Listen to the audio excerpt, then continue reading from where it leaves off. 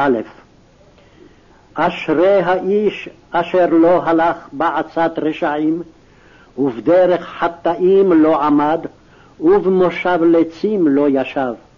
כי אם בתורת אדוני חפצו, ובתורתו יהגה יומם ולילה. והיה כעץ שתול על פלגי מים, אשר פריו ייתן בעתו, ועליהו לא ייבול.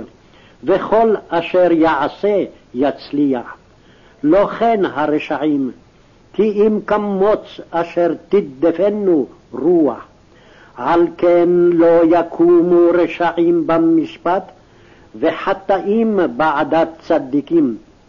כי יודע אדוני דרך צדיקים, ודרך רשעים תאבד.